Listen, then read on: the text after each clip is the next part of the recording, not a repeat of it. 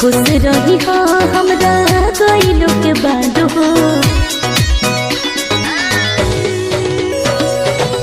सुनाए मजनुआ कहतानी बात हो, खुश रही हो हमरा गइलो के बाद हो खता हमार सगाई।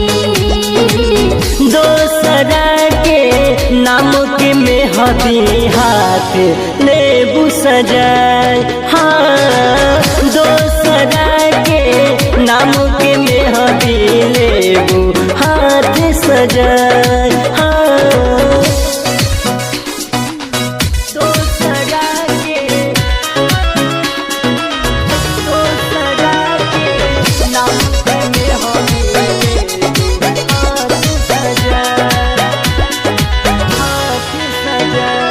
मारावा मेरा रवा हो याद बड़ी आई, किस्मत में लिखल बाटे काहे जुदाई। तोहरा शादी के छपाई से पहले काटन हो, फेल हो जाई हमरो रानी हाडन हो। लोला तो दिल के समझाई। दोसरा के नाम के मेहदी लेबू हाथ सजाए, हाँ दोसरा के नाम के मेहदी हाथ लेबू सजाए, हाँ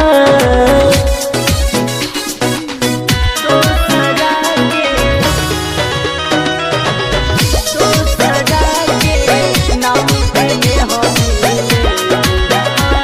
सजाए। एगो विकास जनी हो खतो निराश हो, लेके जाई देह दिल रही तोहरे पास हो।